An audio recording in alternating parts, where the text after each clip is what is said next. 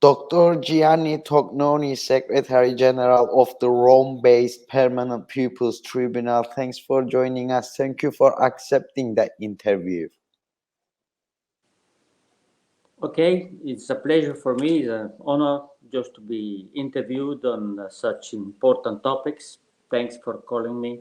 Thank you. So let's start with Mr. Öcalan's situation. Actually, Kurdish leader Abdullah Öcalan has been held in isolation in prison for 23 years now, since 1999. He has been denied visits from his family and lawyers, and there are now concerns, of course, about Öcalan's health and whereabouts. Can you comment on this treatment, first of all?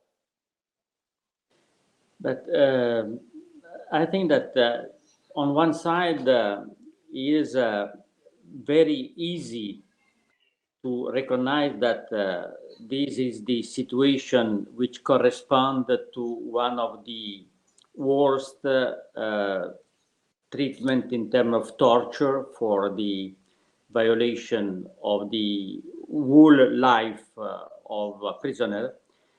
On the other side, and it is clear in front of this judgment that everybody, I think, agrees in condemning or in considering a crime in itself, this treatment of a prisoner, a political prisoner.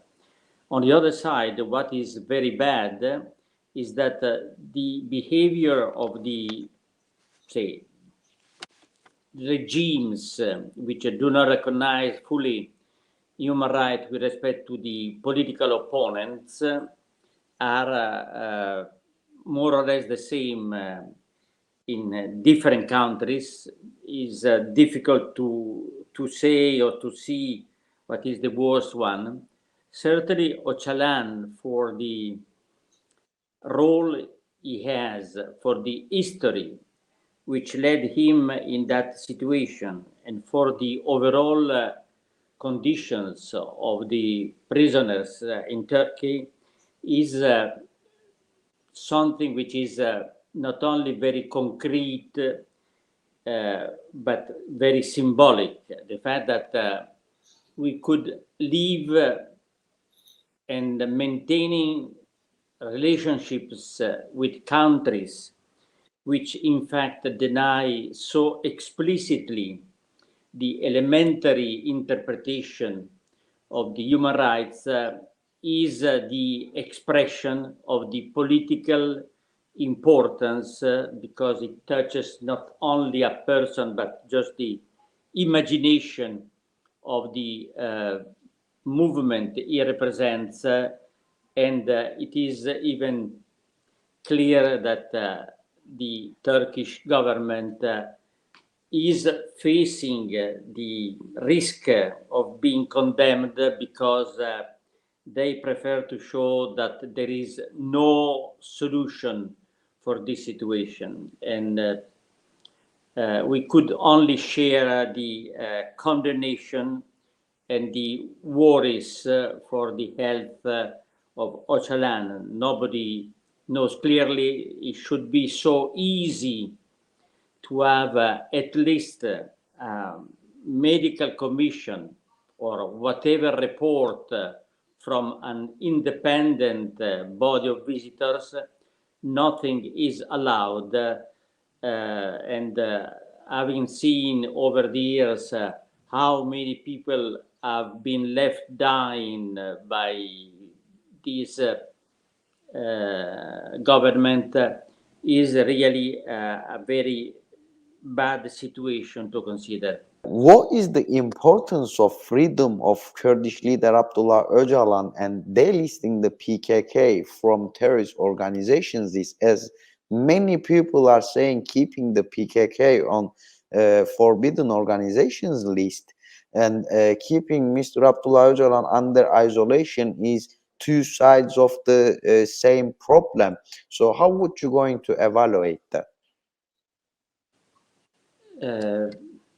But I think, as you say, the fact of putting the PKK PKK in the list of terrorists is one of the expression which is not applied, unfortunately, only to this situation, but is applied very rigidly to the PKK of the international committee. The list of the terrorists is something which is absolutely independent from the characteristics and the objective evaluation of different movements.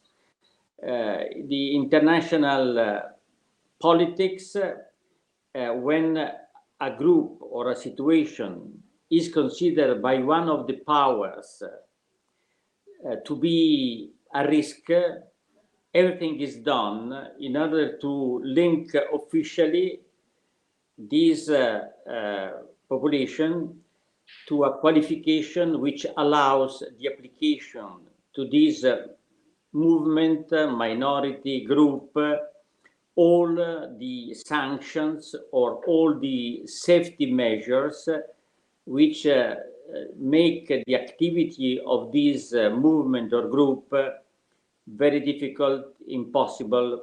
Is a kind of arbitrary privation of all the personal and collective rights, because the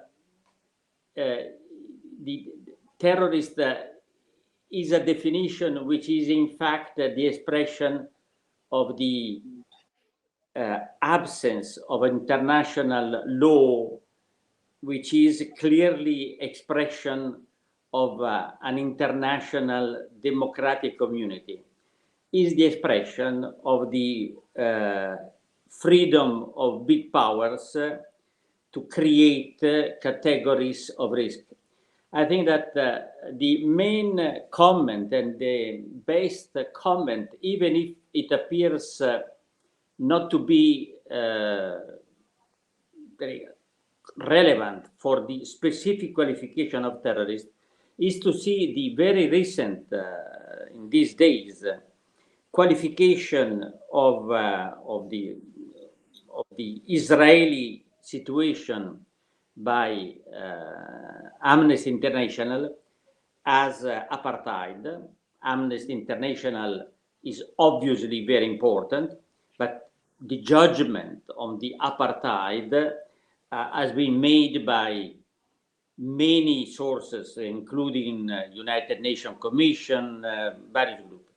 But it's interesting that because of the prestige of Amnesty International, the reaction has been that is this report, which is a report, which an objective report, is classified as an expression of anti-Semitism, while there have been a lot of discussion of what it means anti-Semitism.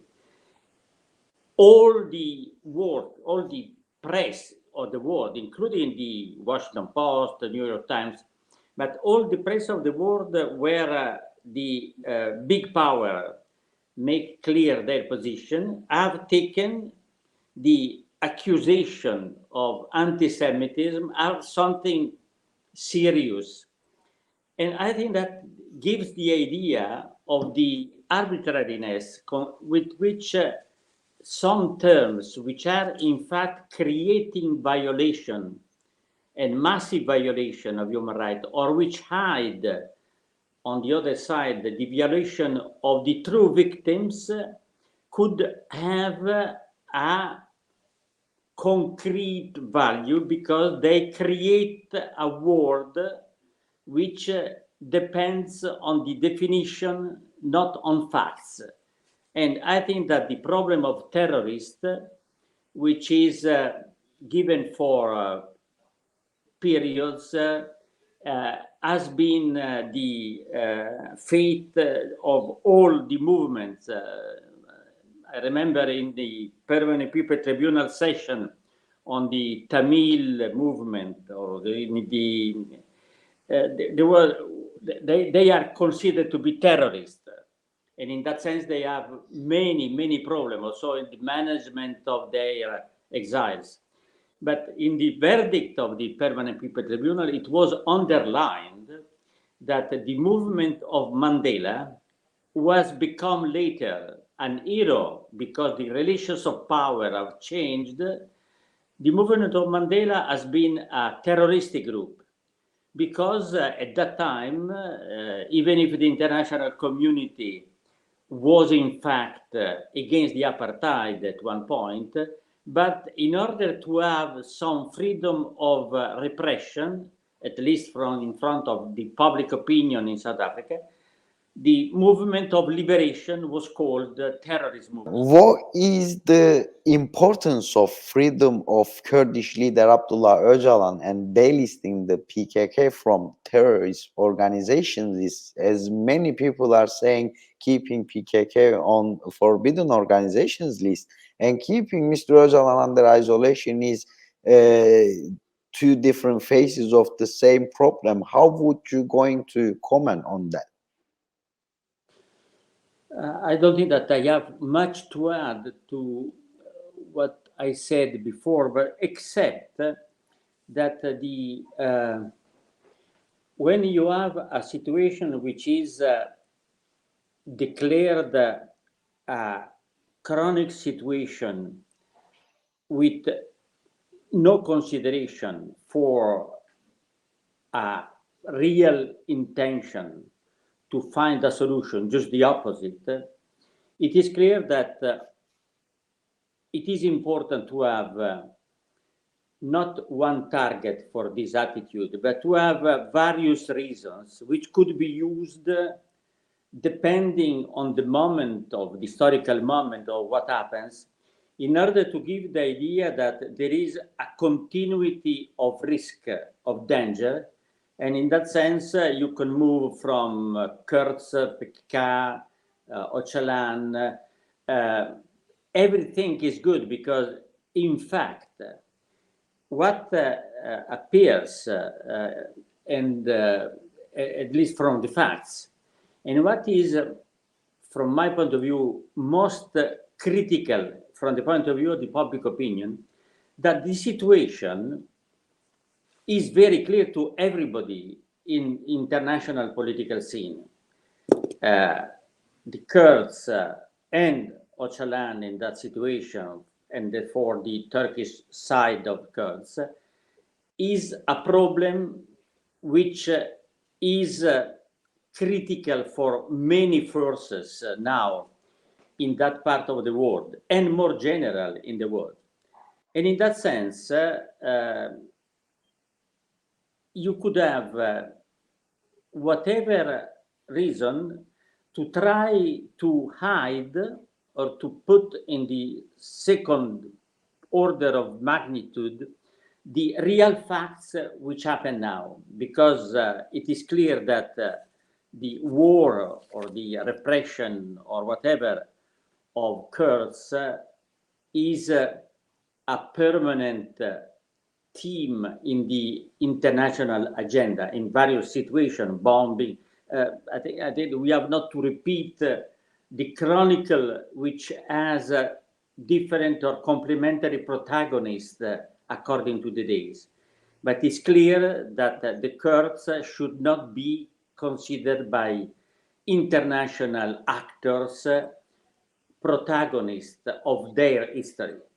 And in that sense, everything which is done to maintain an atmosphere of exclusion, even if the facts are present in the Kurds as a positive protagonist of history, with ISIS or with Rojava, everything, is really a kind of coalition, and is important to see how the Turkey is really using this silence, this abstention of the international community, because all the powers have their own interest, and they use the people of the area, they use systematically, from my point of view, even if technically could not be seen, but is really a collective crimes against humanity, because peoples are declared by definition instrument of a politics and not subjects of their policy. What was the target of Western allies and US and Europe by taking Mr. Öcalan as a hostage with the February 15 international conspiracy? But I think that beside what I said before, I think that to ask questions on what are the possible suspected reasons for doing something in this situation is bound to produce suspicion, interpretation, till the next revelation of another target. I think the secrets and the role of secret services or true or false information, I think should be left to the to those who are really writing novels or to historians for the future to see what is behind. What is important in that situation, from my point of view, is to maintain the clearest situation of confusion in order to allow all the interpretation by journalists, by powers, by Secret Service, CIA. It is important to see how even the United Nations believed at the origin of the war on Iraq, in any case, anything which happens there, on proof which were not proof. We have lived all this situation. And in that sense, I think that it's better from the point of view of of maintaining an independence from those judgments, not to imagine scenario more or less, say, dramatic than those who are being seen, because that is something which I think is a target of the policy. If they could create talks and avoid facts, I think they have the big success, because prolongation of the contradiction is the best way of producing conditions of repression. Thank you, dear Gianni. Lastly, what is your expectation and message for Kurdish leader Öcalan as well as the Kurdish people? I think that personally, but I think also personally means from the point of view of my personal feeling, but also from the point of view of my understanding of what is going on. I think that in those situations, the only thing which could correspond an expectation is to have a very, very, very strong feeling of solidarity for the creativity of the populations which are really the protagonists of this history of resistance, of democracy, of experimenting a different way of living history. Then the solidarity could obviously be transformed or translated into thoughts, writing, support. It's difficult to imagine an expectation which could be more or less realistic.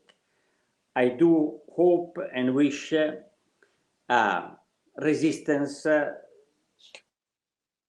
irrespective of the great sacrifices. And I think that is a very big responsibility of Europe, Italy, but Europe in general, to be spectators of something which they could clearly change, but where all the protagonists leave their responsibilities irrespective of the human cost. The last episode of the clinic of a leader of ISIS, which is a different problem, but to see that collateral effects has been the killing of so many children or others reflects the general behavior of those who are interested in that sense. If they have an interest to kill, to postpone, to destroy, they do that irrespective of the collateral effects. And I think that is important to wish all the right to life and dignity, at least to those people, because we have to learn, all of us, from what is going on in the liberation resistance of these people.